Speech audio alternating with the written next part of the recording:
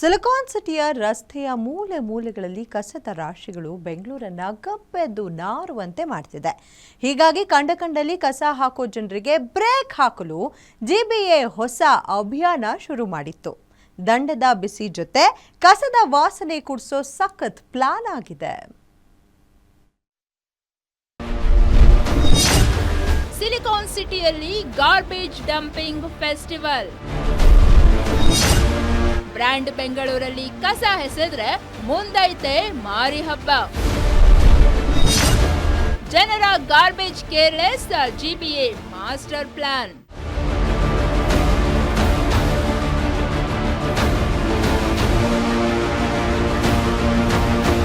Silicon ಸಿಟಿಯ ರಸ್ತೆಯ ಇಕ್ಕೆಲಗಳಲ್ಲಿ ಕಸದ ರಾಶಿ ಕಂಡು ಉದ್ಯಮಿಗಳು ಟೀಕಿಸಿದ್ರು. ಗಬ್ಬೆದ್ದು ನಾರಿದ ಬೆಂಗಳೂರಿನಿಂದ ಜಿಬಿಎ ಅಧಿಕಾರಿಗಳು ರೋಸಿ ಹೋಗಿದ್ರು. ಕಂಡಲ್ಲಿ ಕಸ ಹಾಕೋರ ವಿರುದ್ಧ ಇದೀಗ ಜಿಬಿಎ ಸಮರ ಸಾರಿದೆ. ರಸ್ತೆ ಬದಿಯಲ್ಲಿ ಕಸ ಹಾಕಿದವರ ವಿರುದ್ಧ ಹೊಸ ಪ್ಲಾನ್ ಮಾಡಿಕೊಂಡು ಕ್ಲಾಸ್ ತೆಗೆದುಕೊಳ್ತಿದೆ. ಇದರಿಂದಾಗಿ ಜನರಲ್ಲಿ ಕಸದ ಭಯ ಶುರುವಾಗಿದೆ. ಜಿಬಿಎ ಸಿಬ್ಬಂದಿ ಮನೆ ಮುಂದೆ ಕಸ ಹಾಕ್ತಾರೆ ಅಂತ ಆತಂಕ ಎದುರಾಗಿದೆ.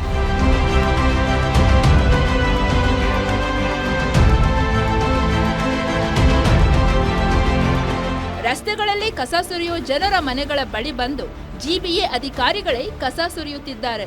ಮನೆಯ ಮುಂದೆ ಕಸ ಹಾಕಿ ತಮಟೆ ಬೆಳೆದು ಫೈನ್ ಹಾಕ್ತಿದ್ದಾರೆ.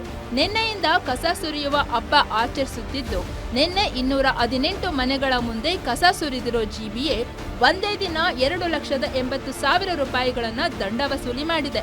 ಆರಂಭದಲ್ಲಿ ಕಸ ಸುರಿದವರಿಗೆ 1,000 ರೂಪಾಯಿ ದಂಡ ವಿಧಿಸಲಾಗಿದೆ. ಜೊತೆಗೆ ಮನೆ ಮುಂದೆ ಕಸ ಸುರಿದು ತಮಟೆ ಬಾರಿಸಿ ಜಾಗೃತಿ ಮೂಡಿಸುವ ಮೂಲಕ ಕಂಡಲ್ಲಿ ಕಸ ಬಿಸಾಕುತ್ತಿದ್ದವರಿಗೆ ಶಾಕ್ ನೀಡಿದೆ. ಜನಗಳು ಇನ್ನೂ ಅದು ಅರ್ಥ ಮಾಡ್ಕೊಳ್ತಾ ಇಲ್ಲ.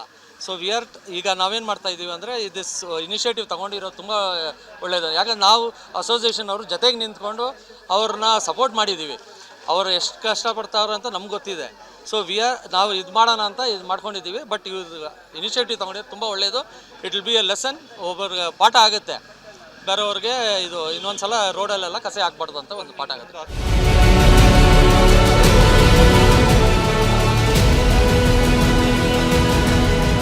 ಒಟ್ನಲ್ಲಿ ಜಿಬಿಎಯ ಈ ನಿರ್ಧಾರವನ್ನ ಕೆಲವರು ಸ್ವಾಗತಿಸಿದ್ರೆ, ಇನ್ನು ಕೆಲವರು ವಿರೋಧ ವ್ಯಕ್ತಪಡಿಸುತ್ತಿದ್ದಾರೆ.